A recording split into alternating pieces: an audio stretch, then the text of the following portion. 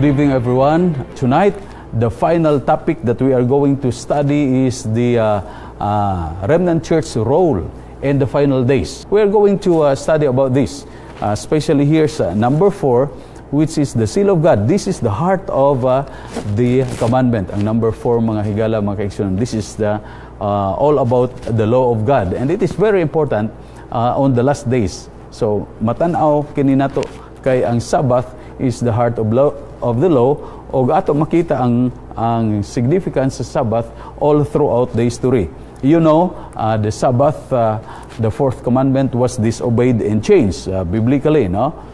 Even Jesus during his time, nagsulti siya in Mark 2:27 that the Sabbath was made for man and not man for the Sabbath. But unfortunately, the people during the Old Testament times, even during history, they disobeyed the law of God. They disobeyed the Sabbath. So mangutana ta nga naman, why did they disobey God? Of course, ang tao nahimo ng corrupt, ang tao nahimo ng makasasala, ang tao nahimo ng self-centered, and he has been deceived by Satan. So all the people were not already obeying their God, even being God's people. And there was a prophecy that was told in Isaiah 24:4-5, that the earth is defiled by its people. They have disobeyed the laws, violated the statutes, and broken the everlasting covenant. So niya dinhi ila nang gisupak ang sugo sa Dios, ang iyang kalagdaan wala na nila gituman, ilang gibungkag ang walay katapusan nga kalagdaan, the covenant, no?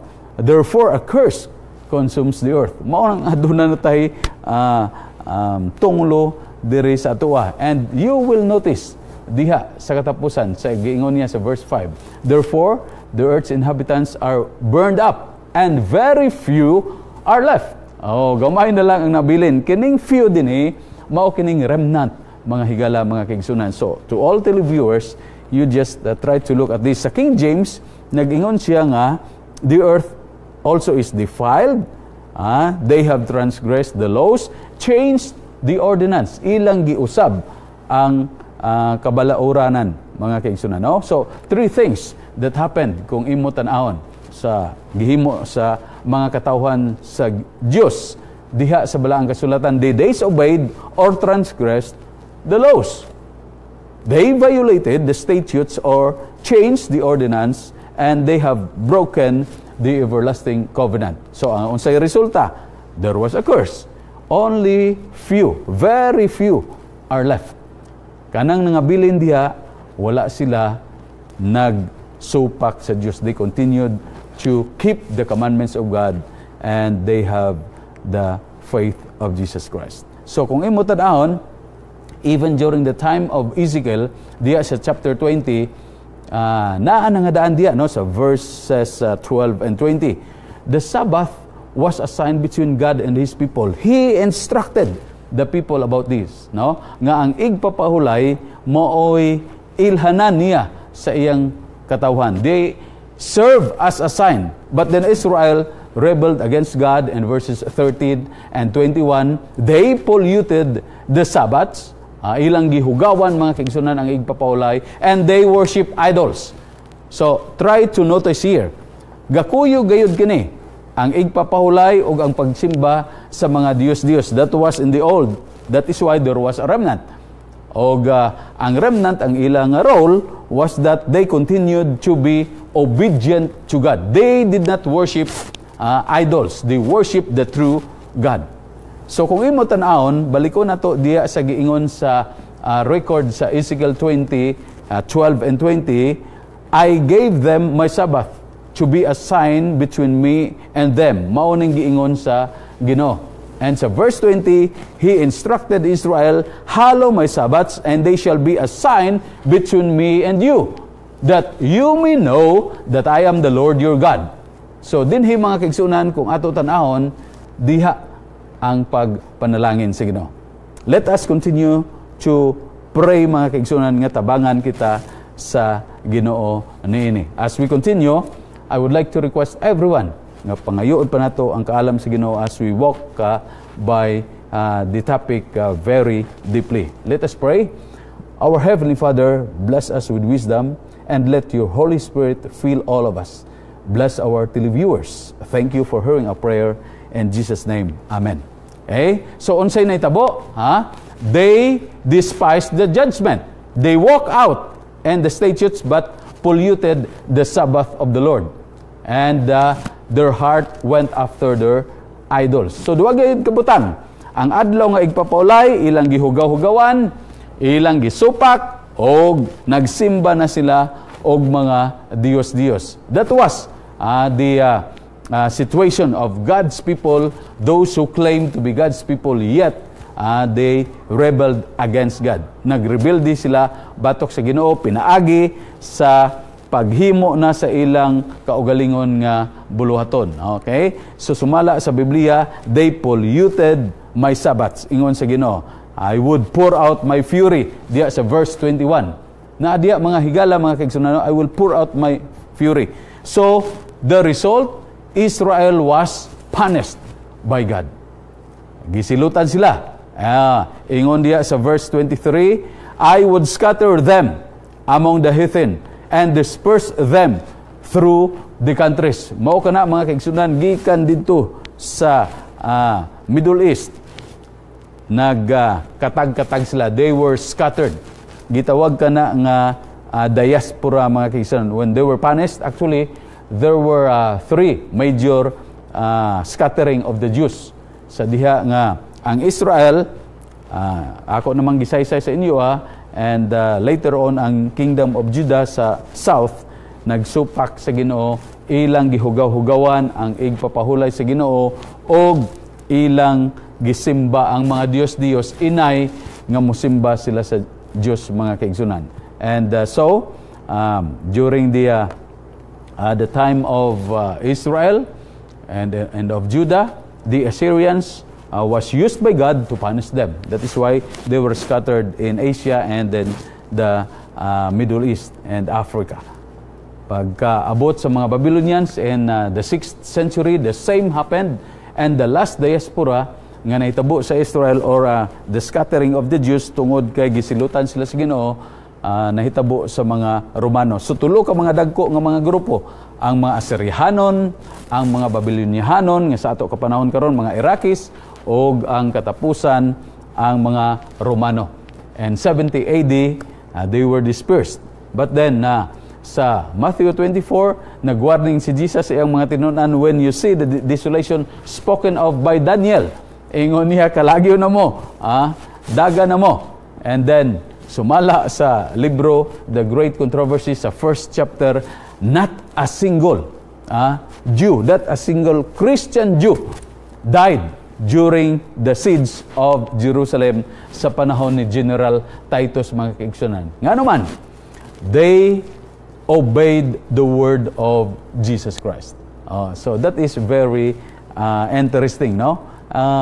Sa pagkanindot, doon ay saad ang Ginoo nga taliwala sa mga hulga diha sa kalibutan, sa hulga sa gubat o sa hulga sa mga paglutos o kamatay, yet the Lord is preparing the way, just like what He did diha sa babae, mga kaigsunan. So there was a prediction in the 6th century sa panahon ni Daniel nga gipredict na nga daan nga i-change gayod. Somebody will do this. Satan will do this. He will make some agencies to fulfill this sa pagtuman sa iyang kabubuton.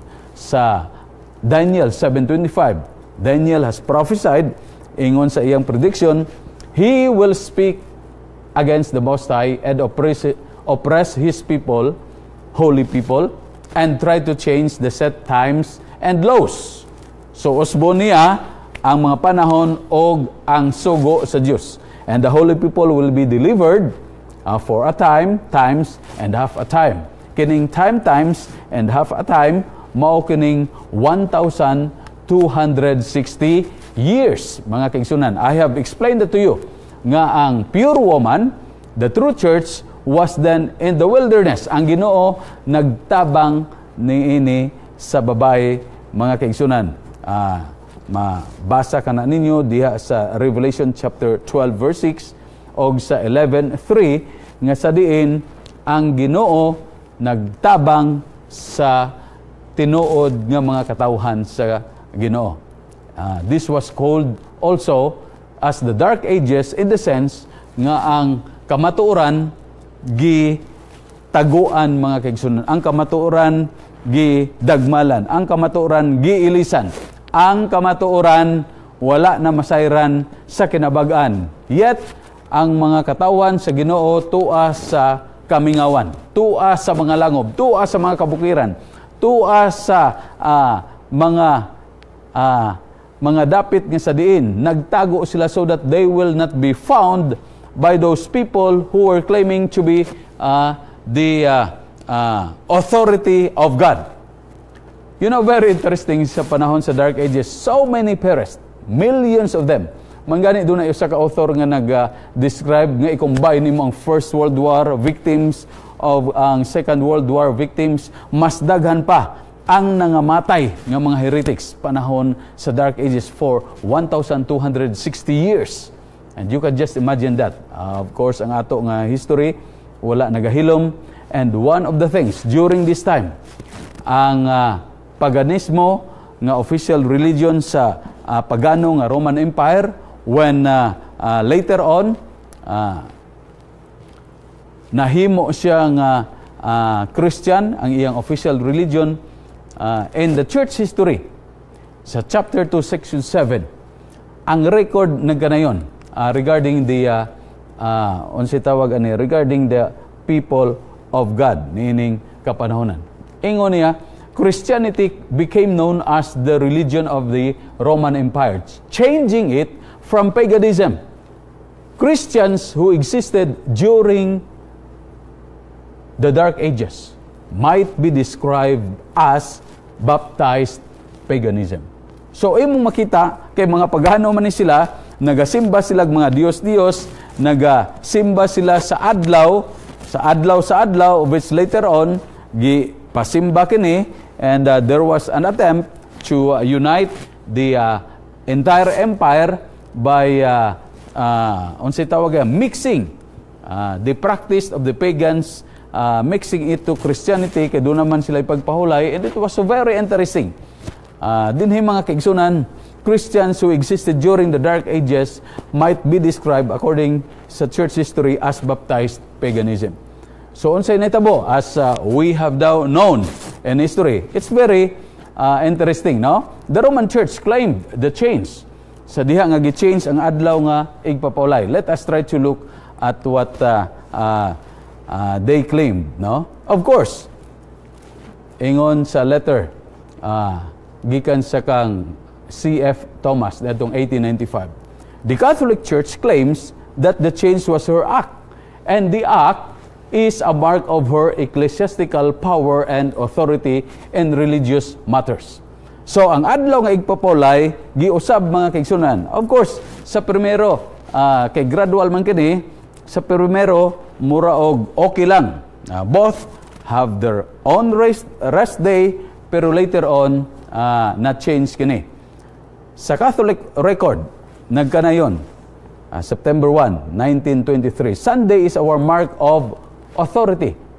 The church is above the Bible, and this transference of Sabbath observance is proof of that fact.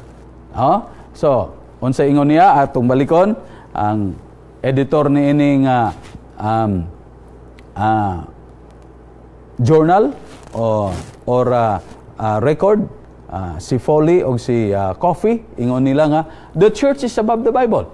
And this transference of Sabbath observance from Saturday to Sunday is proof positive of that fact. Muna nga sa atong kapanahonan karon, usahay ang mga tao dili nila masabtan, no? That it was changed sa long time before. Pag-abot diri sa mga katsila, they introduced Roman Catholicism to the natives here in the Philippines so that everybody from Saturday nagsimba og Domingo na. And you cannot change that, no? That is the record. And there are confessions that has been made. For example, para aduday gitawag ni nila nga daghan nga mga ebidensya, I have prepared here para sa ato nga mga kaigsunan nga nagabantay sa Hope Channel sa ato nga episode about this. For example, si James Cardinal Gibbons sa The Faith of Our Fathers, 88 edition, page 89. Nagkanayon. But you may read the Bible from Genesis to Revelation and you will not find a single line authorizing the sanctification of Sunday. The scriptures enforce the religious observance of Saturday, a day which we never sanctify. Giangkon nila, no? Si Stephen Kennan, diya sa Doctrinal Catechism, nagkanayon. And in a question way, ingon niya question, have you any other way of proving that the church has power to institute festivals of precept? Answer, had she not such power, she could not have done that, in which all modern religionists, ingon pa niya, agree with her. She could not have substituted the observance of Sunday, the first day of the week, for the observance of Saturday, the seventh day, a change for which there is no scriptural authority. So, walay otoridad diha sa balaang kasulatan, pero iyang giusab mga kingsunan. Doctrinal Catechism, 3rd edition, 1896, page 174. Si John Locke, nagkadayon diha sa The Chief Truth of the Faith.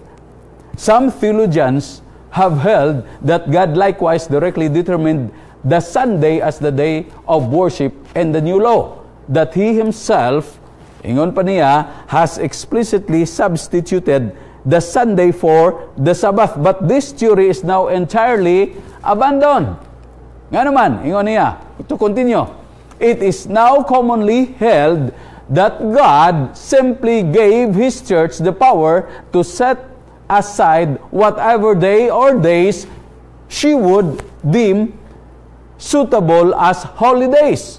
The church choose Sunday, gipili sa iglesia ang Domingo, ang unang adlaw sa semana, and in the course of time, added other days as holidays. Sa pagkanindot ini mga kaigsunan, no? As I tried to study history, it was very interesting nga in the course of time, ang tao nagbantay na sa Domingo. Si Daniel Ferres, ingon niya question, how prove you that the church hath power to command feasts and holidays? Answer, by the very act of changing the Sabbath into Sunday, which Protestants allow of, and therefore they fondly, ingon pa niya,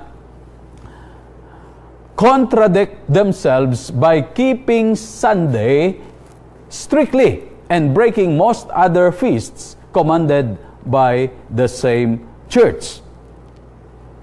Mahibulong lang ka karon, no? Mao na nga, as I tried to explain to you sa ika-third siguro to nato nga episode, that the church was splitted. Adunay split sa Christianity into 4. Nganong 4 sa mga libro nato tulora. There was the Orthodox Church in 1054 and the Catholic Church. Nag-split sila east and west, and then later on in 1517 Martin Luther protested against the Western Church or the Roman Church. Pag-protest ni Martin Luther, wala gid siya naguna-una nga ang Protestant Reformation magbunga niana. And so the third split or segment of Christianity was done. Ang Protestant Church. There are so many Protestant churches. Daghang giingon nga ang Seventh-day Adventist nabilong sa Protestant Church. In many ways, sa principle, maybe, or yes, naa sa mga libro. But then, according to prophecy, wala siya nag-protest against the Roman Church. She just come out from the prophecy human sa tagna sa Daniel 8:14, unto 2,300 days, then the sanctuary shall be cleansed. Mao nang gitun-an diri sa takna sa pagtuon sa gisundan nako dinhi mga televiewers. Okay? So pagkahuman sa 1844, nakita nila ni gawas ang salid nga ang iglesia, no? ang iyang characteristics, they keep the commandments of God, and they have the faith of Jesus. The faith of Jesus is the spirit of prophecy. So, ingon din sa Manual of Christian Doctrine, page 67, the very act of changing Sabbath into Sunday, which Protestants allow of, and therefore they fondly contradict themselves by keeping Sunday strictly. Morning, ato ng mga kaigsunan diya sa Protestant Church, any Protestant Church, you should go back to the Bible. And I hope that you will join the Remnant Church, for God is calling everyone. God is calling everyone. Si Martin Scott, unsay giingon niya diya sa Things Catholics Are Asked About. Nowhere in the Bible it is stated that worship should be changed from Saturday to Sunday. So wala gayod sa balaang kasulatan nga makita nimo nga gisulti diha nga ang pagsimba usbon gikan sa Sabado ngadto sa Domingo. Karon ang iglesia instituted by God's authority Sunday as the day of worship. They claimed, the Roman Church claimed that they have the authority of God, that they can change this. But according to the Bible, there is no such thing. Kaya ang basis na to sa pagtuo ang balaang kasulatan. Later, you will know this. Ingon niya, the same church, but the same divine authority, taught the doctrine of purgatory long before the Bible was made. So they claim nga sila pod ang naghimo sa Bible. We have therefore the same authority for purgatory as we have for Sunday. So din hina, Things Catholics Are Asked About, printed in 1927, page 136. According to Scott, nga giingon niya nga adunay katungod kay gikan ining katungod gikuha sa iglesia, gihatagan sila katungod. Si Peter Geiermann nagsulat po diya sa The Converts of Catechism of Catholic Doctrine, page 50. Question, which is the Sabbath day? Answer, Saturday is the Sabbath day. Question, why did you observe Sunday instead of Saturday? Answer, we observe Sunday instead of Saturday because the Catholic Church transferred the solemnity of from Saturday to Sunday. So mao ni siya, tanan ng mga televiewers, everybody, regarding of your religious persuasion. The Roman Church, the Roman Catholic Church, claimed, accepted that they transferred the solemnity from Saturday to Sunday. Karon ang uban magingon pagyud nga ay giusab ng kalendar. No, it's not.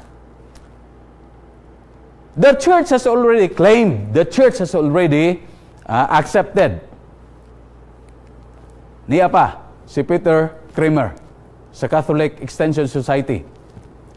Ingon niya, regarding the change from the observance of the Jewish Sabbath to the Christian Sunday, I wish to draw your attention to the facts. Number one, that Protestants who accept the Bible as the only rule of faith and religion should by all means go back in the observance of the Sabbath. The fact that they do not, but on the contrary, observe Sunday, stultifies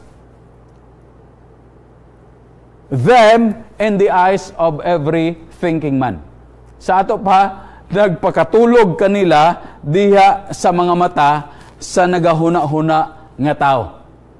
Nga naman, any Protestant will claim that they base their faith on the Bible. The Catholic claim that they have tradition. So it is based on tradition. But here comes the Protestant, they claim that they base their faith on the Bible and the Bible alone. And yet they observe Sunday, which is not in the Bible. It has never been commanded by Jesus, nor the apostles, nor it has been recorded in the Bible that it was changed. Ang change, mga kaigsunan, na hitabo gradually lang during the Dark Ages. Of course, before that, as I read before that, in the 4th century, there was a so-called council, but this has been contested by many. Kaysa diha nga nabuak ang Christianity, mga kaigsunan, all the rests of the councils, diri na sa western side ang nanambong, ang sa eastern side wala na. And it is very interesting. Anyway, what is important here is that ang napulo kasugo sa balaang kasulatan, inay nga adlaw nga ikapito, gipulihan karon sa Domingo. And you can see, the Philippines is one of the biggest Roman Catholic religious unsay tawag na area in the world or nation in the world. O ang mga tao nagasimba kong Domingo. Nganong Domingo man ang simba? Tungod kay kung unsang amo na matan mao'y among pakamatyan ingon nila. But then nakalimot sila nga sa 1565 ra nagkontrol ang mga katsila dinhi. They brought with them the Roman Catholic religion. It is called in history as Romanism or the Western Church as the Roman Church. So ang naitabo karon, dili gayud nimo katigad-an nga Domingo ang simba sa tao. Well, you cannot blame them. But if you study the Bible according to prophecy, that is why kamutanan nga nagatan-aw karon sa Hope Channel, think it through. Hinuktukin ninyo. O gusto kitag kaluwasan mga kaigsunan, si Ginoong Hesus nagapakigsulti kaninyo. And let us pray that the Holy Spirit will influence you, will muhonghong, whisper in your ear through your conscience that the Sabbath of the Lord is the seventh day. So, unsa pagyod? Ingon niya, we Catholics do not accept the Bible as the only rule of faith. Besides the Bible, we have the living church. So, very interesting, no? The authority of the church as the rule to guide us. So, dere gi-explain sa Catholics that they have not only the Bible as the rule of faith, but they have the living church. We say this church instituted by Christ to teach and guide man through life has the right to change the ceremonial laws of the Old Testament, and hence we accept her change of the Sabbath to Sunday. Mauning gi-angkon sa Catholic Church. However, there is a Hope Channel as we try to look at it. As we read the Bible from Genesis to Revelation, walay makita nimo mga kaigsunan nga gisugo sa Dios sa mga apostoles o sa mga propeta before. Because the Sabbath day from Genesis to Revelation is still the same. It is the seventh day of the week. Mao ka na nga gi-include ka na sa 10 commandments, sa 4th commandment. Remember the Sabbath day to keep it holy. The seventh day is the Sabbath of the Lord, and it has not changed. Si Ginoong Hesus mismo nag-ingon, I come not to change the law. Unsa pa gyud? Ingon niya, we frankly say, yes, the church made the change. So yan ang giangkon. Made this law as you made many other laws. For instance, the Friday abstinence, the unmarried priesthood, the laws concerning mixed marriages, the regulation of Catholic marriages, and 1,000 other laws. You can name it. Pero it is always somewhat laughable, according to Peter Kramer, to see the Protestant churches in pulpit and in legislation demand the observance of Sunday, of which there is nothing in their Bible. Wag kay makita diya nga gisugo sa Ginoo mga kaigsunan. As I study the Bible, as I read the Bible, wag koy nakita mga kaigsunan. So, si Priest Thomas Enright, nagkanayon siya. I have repeatedly offered $1,000 to anyone who can prove to me from the Bible alone that I am bound to keep Sunday holy. Ingon niya. There is no such law in the Bible. Walay balaod niini diha sa balaang kasulatan o sa Biblia. It is a law of the Holy Catholic Church alone. So niara ang pag-angkon. Balaod kini sa balaan nga Catholic Church mismo. The Bible says, remember the Sabbath day to keep it holy. The Catholic Church says, no. By my divine power, I abolish the Sabbath day and command you to keep holy the first day of the week. And so that is very interesting, mga kaigsunan. Niya pa, diya sa Catholic Encyclopedia, ika-number 9, nga pagpamatuod sa claim sa iyang pag-angkon. The Church, after changing the day of rest from the Jewish Sabbath, or the 7th day of the week, to the first, made the third commandment refer to Sunday as the day to be kept holy as the Lord's day. So dinhi, giangko na niya, kay gihimo naman niya nga third commandment.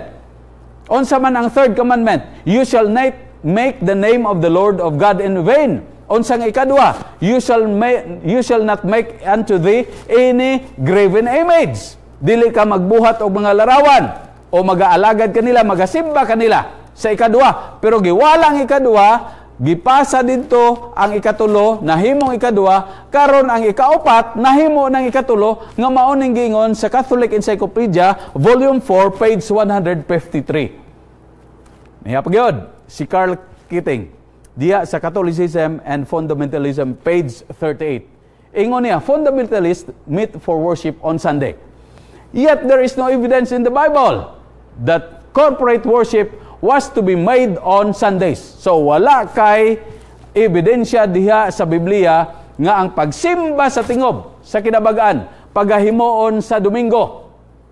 Ang Jewish Sabbath or the day of rest in the course of course Saturday, it was the Catholic Church that decided Sunday should be the day of worship for Christians in honor of the resurrection.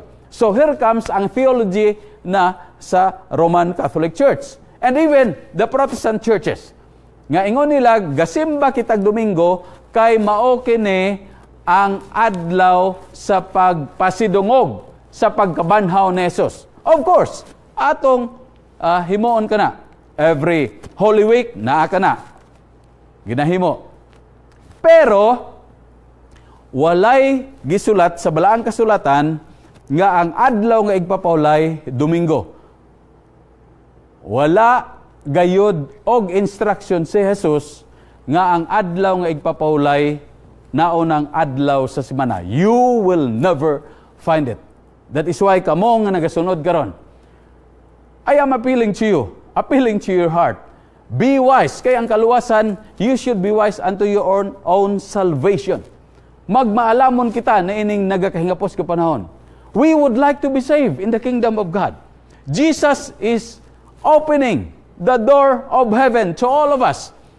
The Bible says, for God so loved the world, that He gave His only begotten Son, that whosoever believeth in Him should not perish, but have everlasting life. So everybody, ang magtuo kang Isus, kay siya mao ang dalan, ang kamatuoran o ang kinabuhi. Walay makaabot o makaadto sa man. Nobody comes to the Father except through me, according to Jesus in John 14:6. So, I am appealing to all of you, those who are watching right now, just be wise. Try to look at your calendar, try to look at the dictionary, try to look what is civil in our days. Kay bisag unsa nimo nga baylo-baylo sa argumento, bisag unsa nimo bali-bali diya sa pangatarungan, the Sabbath is the 7th day of the week. So we are preparing the way so that each one of us, everybody, even sa nagatanaw karon sa Islam, because in the Quran, the Sabbath day is the 7th day. They agreed to it. To the Protestants, I hope and I pray that you will accept that Saturday is the Sabbath of the Lord. Sa Converts Catechism, na question, when Protestants do profane work upon Saturday or the 7th day of the week, do they follow the Scripture as their only rule of faith?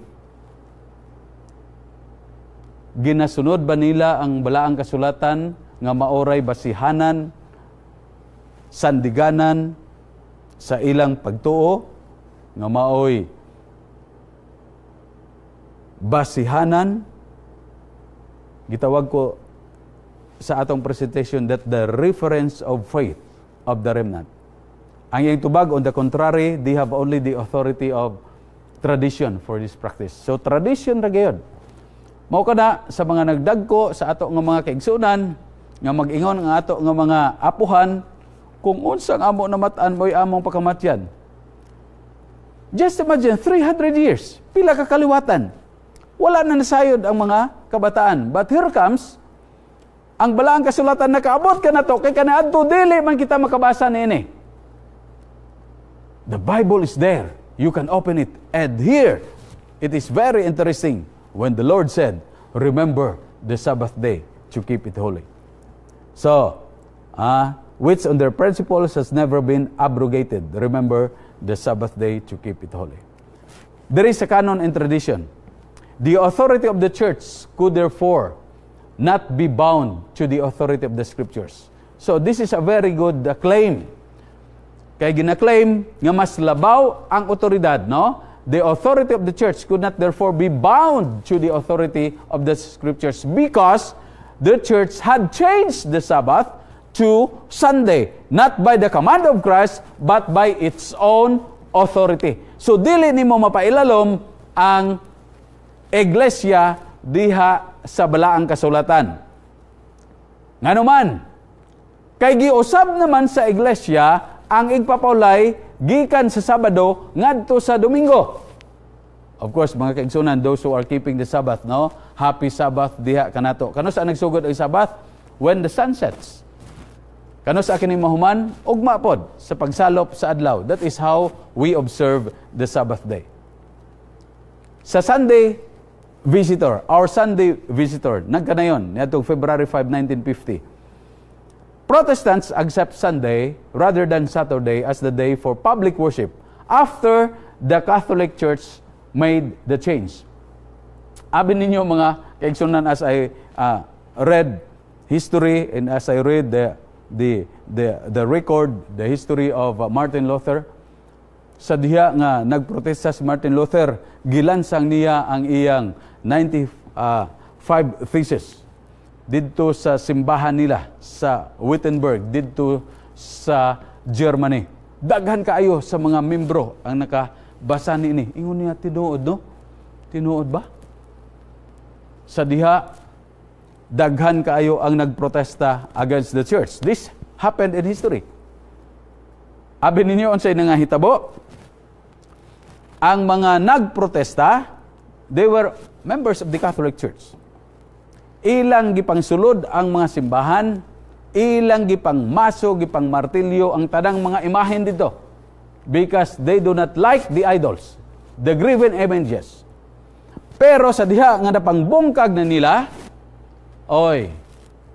wala nila mabantayan that they continue to keep Sunday. They protested, pero ang ilang pagsimba Domingo, ragyapon nga wala sila nasayod nga ang nagpasiogda niini nga pagsimba ang ilang giprotestahan nga simbahan. And so, it was the church who made the change. Giangko na kini, mao kana nga dili na kamo maglalis diya sa Divisoria Usahay. Makiglalis diya nga nasayop ang imong pagkwenta. Karon ang kalendaryo na pod ang ilang basihanan kay sa ikapito na ang Domingo. Dugay ra na nahitabo nga ang ikapito Domingo na for business purposes. Sa pagkadagan, as I visit other countries here in Southeast Asia, nakita na nako nga mga kalendaryo. Sa diya nga nakabisita kita sa United States of America, mao gyapon nakakita gyapon ko kalendaryo dito nga ang 7th day Sunday na. But people do not think about this because it is there in the scriptures. Kung ikaw civilized nga tao, edukado nga tao, kung ikaw nakahibalo, dili gayud nimo ma-change nga ang ikapito Domingo na. No, it will not. The real reason was that the Sabbath, the 7th day Sabbath, Saturday, was changed to Sunday by the Roman Church or the Roman Catholic Church. Maugid na siya ang reason. So niya sa Catholic Universe Bulletin, the Church, Catholic Church, changed the observance of the Sabbath to Sunday. In this matter, the Seventh-day Adventist is the only consistent Protestant. Tanawa ra kana. But then, I would like here in Hope Channel to state firmly that the Adventist Church did not protested against the Catholic Church. It was the Protestants during their time. Nidaghan na lang dayon sila. The Adventist Church nigimaw diha sa kalibutan human sa the great disappointment. Kay nagtagna diha sa balang kasulatan. Basahan ninyo. Pinadayag Kapitulo 10, mga versikulo sa 8 hangtod sa 11. Basahan ninyo. Pinadayag 12, 17. Pinadayag 19, 10. They are there. They did not protested against the Roman Church. They continued to reform what has been campaigned, what has been taught by other Protestant groups. They continued to reform. For example, ang mga Baptist ay nakaplagan nila nga ang tinuod nga bautismo, immersion. Dili ang bautismo nga pouring. It was only in 1311 sa Council sa Ravenna nga ang Catholic Church naghimo og aksyon nga ang epekto sa pouring og sprinkling parehara sa immersion. That was their action.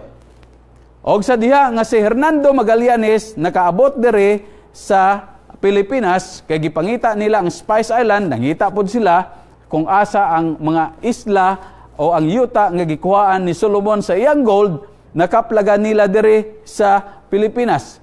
Dayon, dito sa Cebu, ilang bunyagan si Raha Humabon. O ang iyang asawa, gihinganlan sa kang Dunyawana. Dayon, sumala sa record, may mga 800 ka mga Cebuano. And then, during that time, gihatagan si Dunyawana sa Santo Niño. They are the first Catholic here in the Philippines, based on record, diri sa Pilipinas. But then, pagkahumani namatay man si Magellan dinhi, only Elcano and the rest of the team, mga 18 sila kabuok, nakabalik dito sa Espanya, including Pigafetta. O sa diha, nagbalik sila dinhi, pagbalik nila dinhi, they introduce Catholicism as the way of life. So walay mahimo ang mga tao for 300 years from 1565 until the 1898. Sa diha nga ang mga Amerikano, mga Protestante man ni sila nagdominar sa Pilipinas until 1946, they have changed the way it has been understood sa pagtuo sa mga Romano, gi-introduce ang Protestantismo, and yet the day of rest, the Sabbath, was still the same. It is still Sunday. And so, here comes the Seventh-day Baptist. Ang ilang igpapaulay o Sabado, tinuod. And this has also been the practice of the Seventh-day Adventist Church. Because the Ten Commandments says, remember the Sabbath day to keep it holy. We should base everything on the Bible. Ang bautismo, immersion na. Dili lang bunyag. Dili pwede bautismohan ang bata, kaya ang bata wala pa'y buot. Si Jesus was baptized when he was 30 years old. Kaya ang bautismo, simbolo kini sa kamatayon diha sa sala. Pagkabanhaw diha kang Ginoong Hesus og magkinabuhi ka nga matarong atubangan sa Ginoo.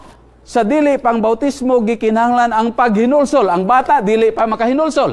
Ang mga dagko na. That is why it is very important, it is consistent with the Bible nga ang ginabautismuhan nato katong mga dagko na nakasabot na.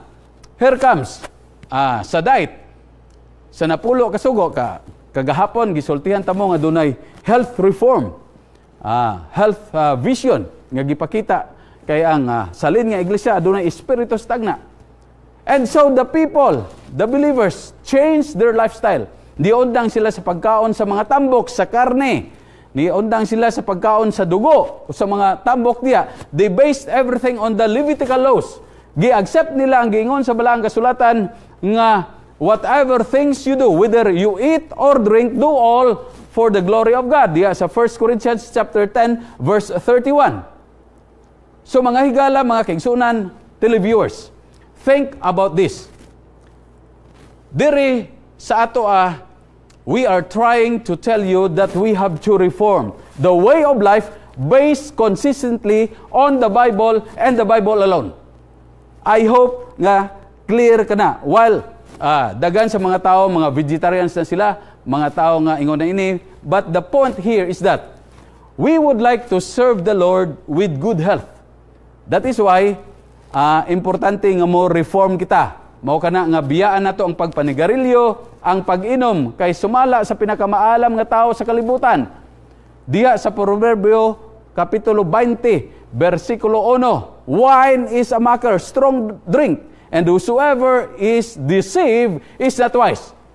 So kita dapat magmaalamon ngadto sa kinabuhi.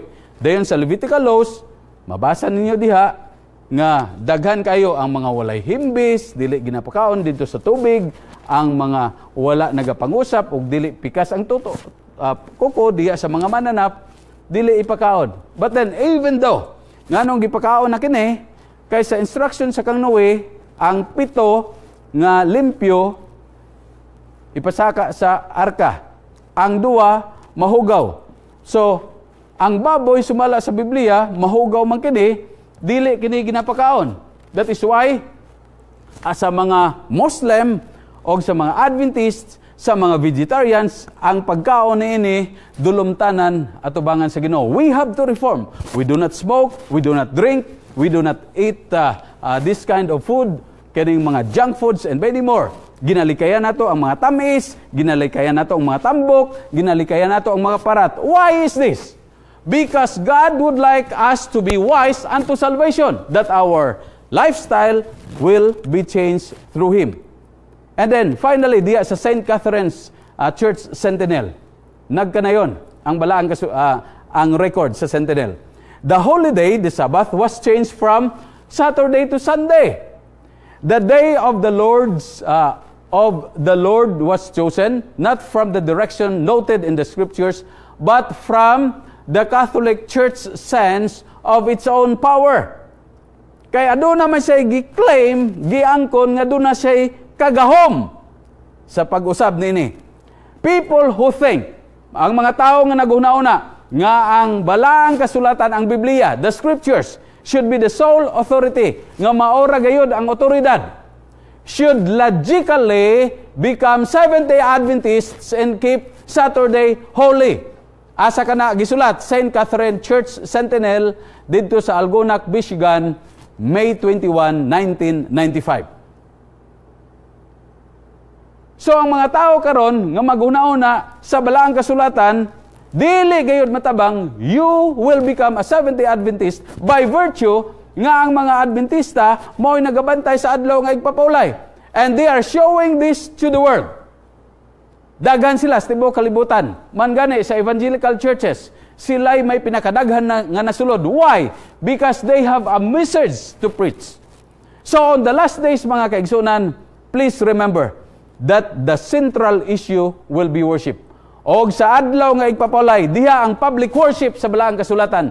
And yet, ang kinabagaan karon, nagasimba sa Domingo. Ikaw nga nagasimba sa Domingo, think about it. Are you worshiping God? Or are you worshiping God because man has told you to do this? Okay po na siya. Basta ang gisulti sa tao diya kanimo na base sa balaang kasulatan. If it is based on tradition, mura og dili kana siya lig-on, mga kaigsunan.